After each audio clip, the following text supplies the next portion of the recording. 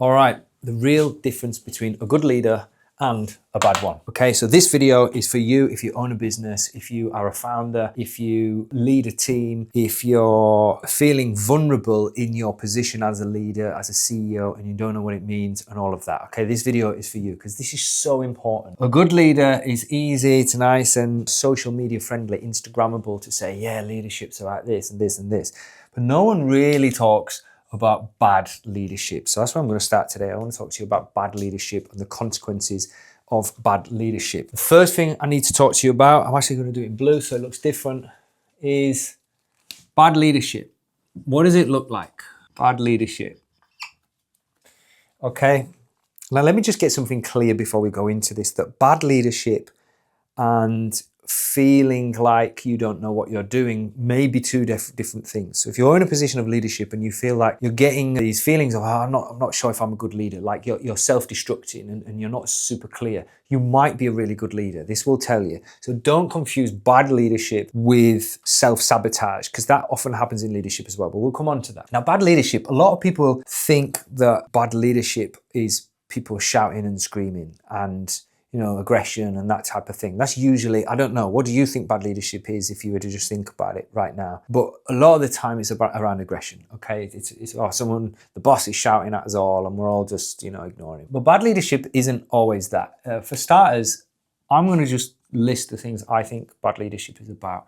And the most important one is this: lack of clarity. Okay? Your team, your entire business, it needs to have clarity. It needs to know exactly where it's going. It needs to know what it stands for. Okay, so I quantify this in a mission. So it needs to know a mission, and I don't mean just like some, how do I say this? I don't mean some posh words that are just written on your company wall that you all walk past and don't take any like attention of, or you don't even know what your company mission is. I don't mean that. I mean a mission that actually resonates with you and your customers and you and your team, and the whole business should have a mission. What are we trying to do and why are we trying to do it? That should be your mission, okay? Lack of clarity. If you don't have a mission, what are you trying to do? No one knows. And why are you doing it? Probably to earn money, probably to just pick up a salary, but that's not a good enough reason, okay? So you need to have a mission. Lack of clarity also, you need to have goals, okay? Where's the business going in 6 months, 12 months, 1 week, 2 weeks, whatever? What are we aiming to do this week? What should we close by the end of this month? What are we trying to achieve by 2027? It should have goals and everyone should know. Again, clarity. If it doesn't have goals, not only do you not know why you're doing it or what you're doing, but what is different from tomorrow to today to yesterday. If you don't have any goals, where are you going? Like that's probably the main two things. So I also want to talk about this. Lack of clarity when it comes to priorities. This is so important, okay? In business, there are often 1,000,001 things to be done. In your role, in my role, in everybody else's role, everybody's busy. But if we're all busy, what are we actually busy doing? This is where priorities comes in. If you don't have clarity, how can you know what your priorities are? Because you don't have goals. And if you don't have goals, it's because you don't have a mission. So if you don't know what priorities are, let me give you an example. I've got 15 things to do on my to-do list, but only one of those things moves the business forward, okay? Only one of those things moves the business forward. But because my leader has not made it clear, I can't work out what my priority is because we don't have a mission, we don't have goals, and therefore I don't have priorities. I don't know which one to tackle. I, as the employee or the person in the team, I'm going to go for the easiest thing. It's just human nature. I'm going to go for the thing that I'm good at, or the thing I enjoy, or the thing that's easiest, the less resistance, less pain. That's not what the priority is. The priority is the thing that moves the business forward the most. Okay, the thing that moves the business forward the most. It's often the most difficult thing, or the most painful thing, or the thing that I don't really want to do. Might be a difficult conversation, might be a cold call, might be a sales conversation, it might be letting someone go, it might be chasing an invoice. I don't know. But that's where lack of clarity, you won't have priorities, okay? So after priorities, and the last thing, lack of clarity, is people do not know what they are responsible for. Hey boss, what am I responsible for? Just do what everyone else is doing. Okay, now I'm just going to make myself look busy, and you can see already the problems that are going to start to appear, the cracks that start to appear. I've done this many, many times in my business. I've reflected and gone, Nobody knows what they're doing because I haven't made things clear. And this is really, as a leader, this is where you've got to swallow the ego. Put the ego down. You've got to put the ego down at the door before you enter into your business every single day. And if you want to pick it back up at night, you can do whatever, but you've got to stay at the door.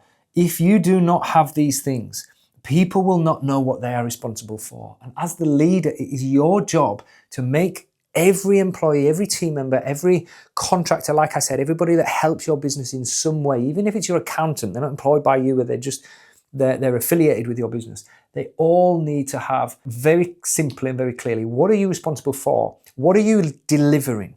Okay, so what's your delivery and when are you delivering it by? Yeah, time. What's your delivery? When are you delivering it by? Next Friday, 3 p.m.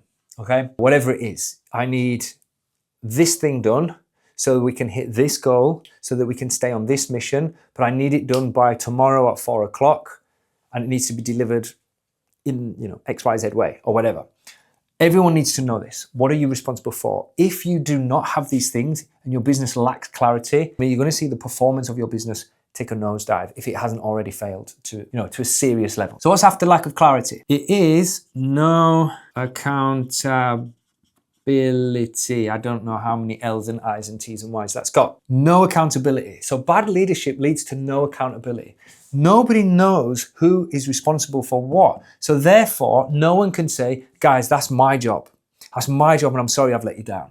I haven't delivered what I said on the date and the time that I said I would do it, and therefore it's my fault, okay? If you don't have that, you can't have accountability. So what happens when you don't have accountability? Well, you get poor performance. As I've just said, who's measuring, by the way?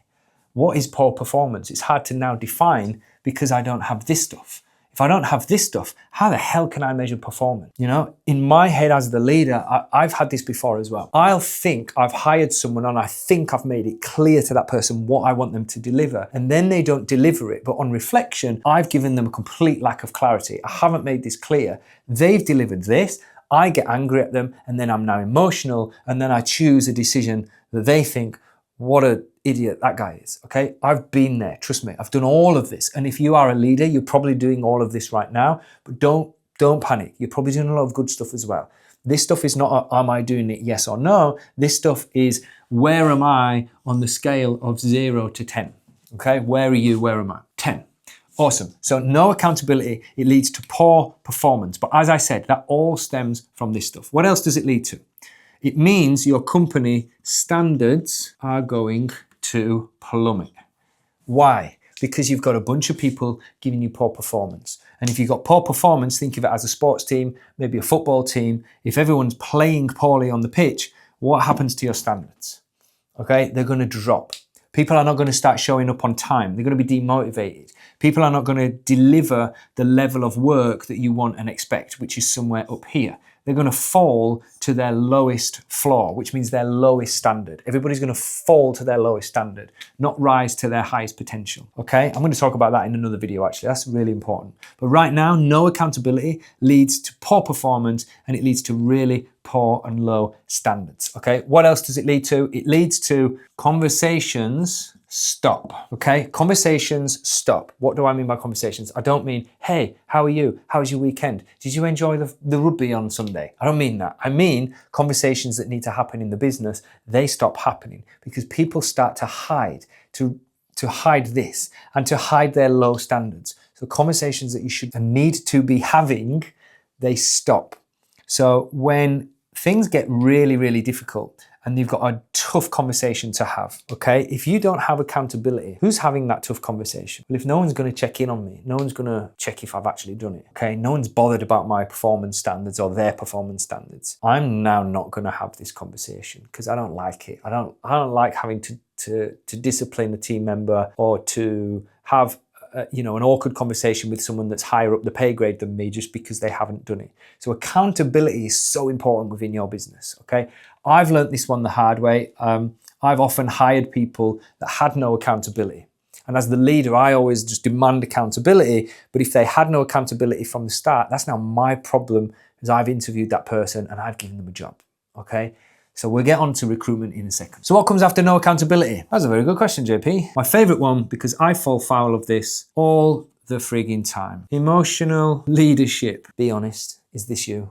It definitely is me at times, okay? What do I mean by emotional leadership? I mean, one day you slept well and you're happy. And then the next day, your football team lost, you didn't sleep well, you drank too much alcohol, and now you're really not happy and you've got stress lines and you're grumpy. And you're leading your team based on how you feel. You're leading your team based on your emotions. Is that you? I guarantee you've done this as a leader at some point. It's hard not to. We are human beings, but proper leadership takes the emotion out of it, okay? Takes your emotion out of it as the leader. How do I have to do this? Well, I think I've got a lot better. This is probably the area that I've improved most over the time, purely because it was my weakness. And I've really, really had to listen to the feedback and listen to myself and just be aware. And I think the key thing here is awareness, okay? But bad leadership is made up of lack of clarity, no accountability, and emotional leadership. Basically what's going on in your personal life, and you're dragging that into the office and you're dragging that into the way you speak to other people. Cool. So these three things are what I define as bad leadership. Now, what are the consequences of bad leadership? What are the consequences of this? So maybe over here, if I change my color and I go to my trusty green, does this pen work? Yeah. So consequences of bad leadership. You can't really see that, can you?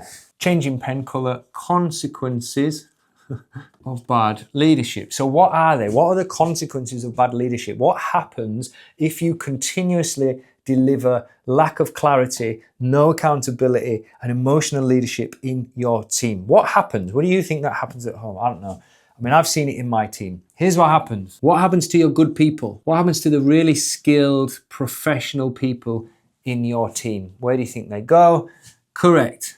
They leave, okay? I've had some of my best people leave because of my bad leadership. Usually, this one, I'm too emotional. Too emotional, and I don't mean I cry on them on a Monday morning. I mean, I get angry and I get frustrated when things are not done to my standards, because although I might have this and I might have this, I was doing this, okay? So you might have some of these and you might think, oh, I'm doing all right. But if you have one of these that you're doing really strongly, it could wipe everything else out, okay? I know I've done this a lot in my time, and my good people, well, they leave, and they kind of leave on terms that's a little bit awkward because you've built some form of friendship with them. They like you, but as a leader, they're like, I don't really know. I just can't be around you anymore. So that makes total people.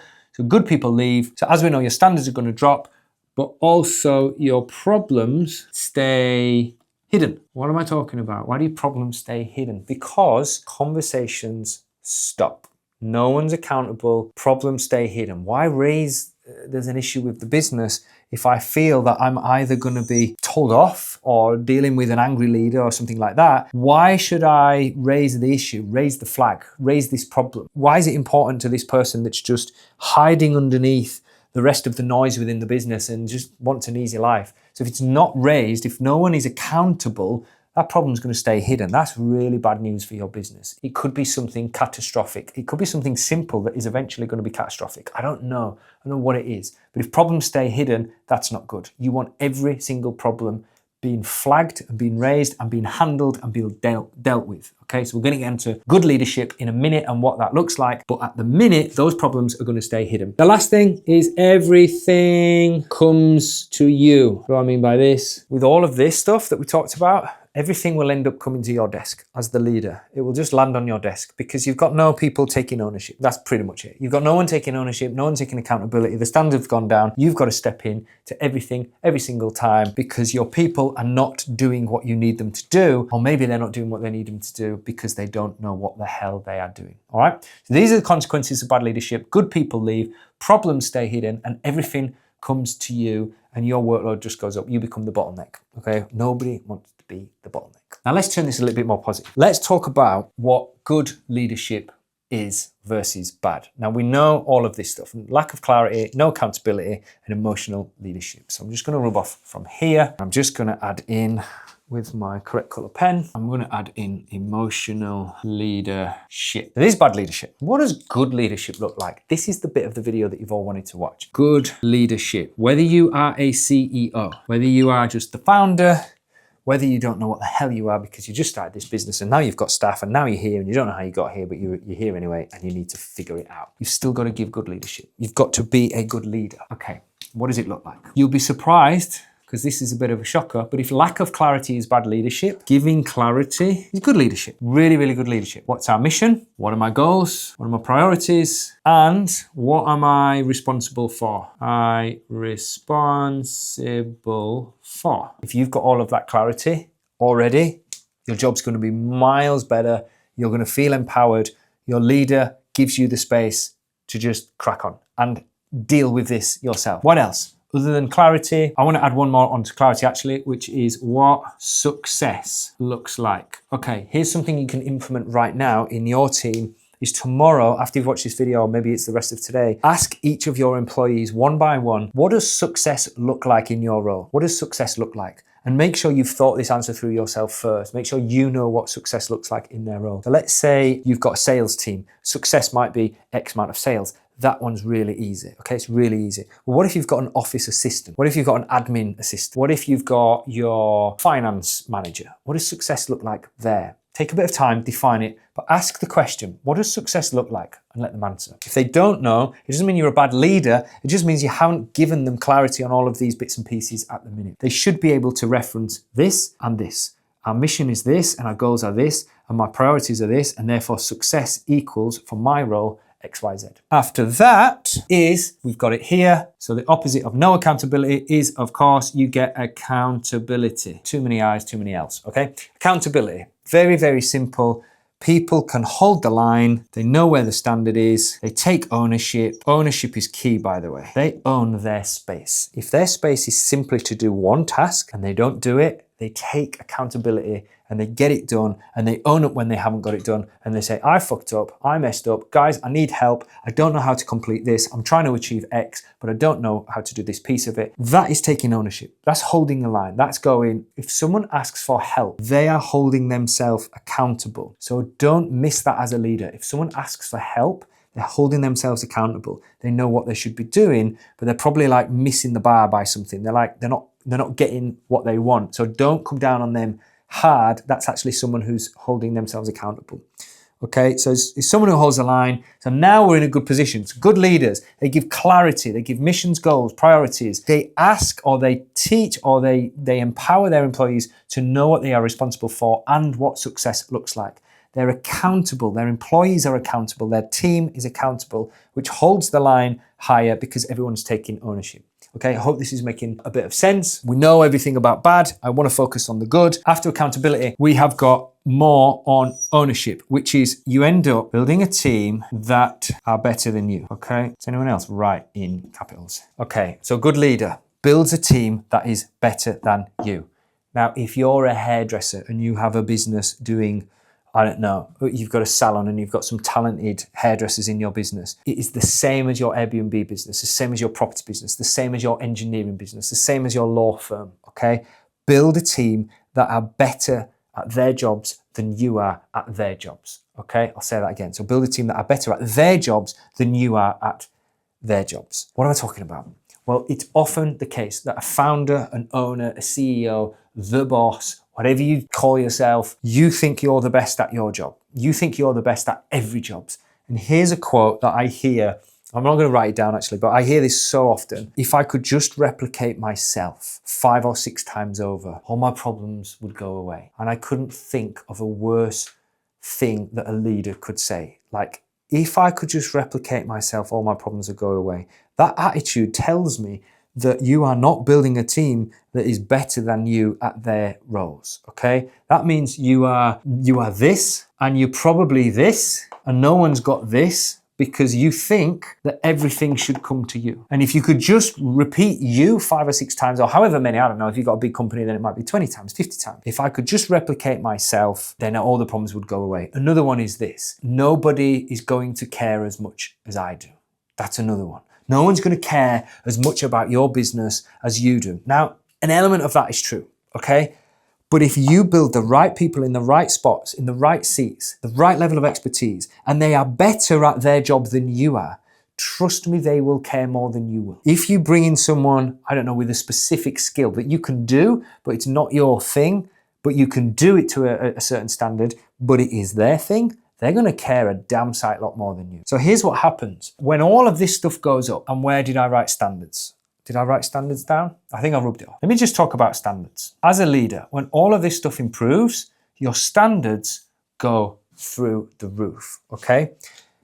Your recruitment, because of your standards, also goes through the roof. So your recruitment is going to start improving.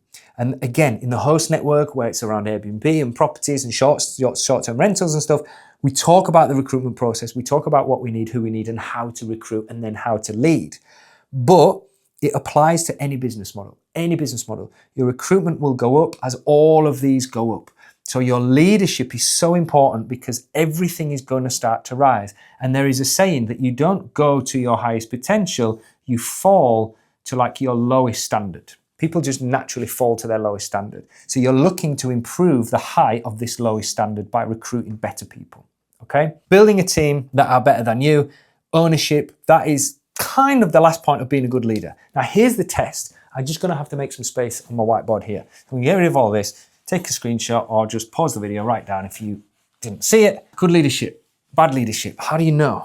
Well, here's the test. Ask yourself, what happens if you disappear for 30 days? What happens if you disappear as the leader of your business, as the owner, the CEO, all of these egotistical names that we call ourselves? What happens if you disappear for 30 days? 3 things were gonna happen. And it might not be 30 days, it might be 14 days, or it might be 60 days, but you get the idea, right? Well, what happens if you disappear for a period of time that's not too long? It's not too short, it's long enough for shit to hit the fan. Let's put it that way. Okay, so I'm just going to go with 30 days. This is either going to happen. Your company will collapse. It will entirely stop functioning without you.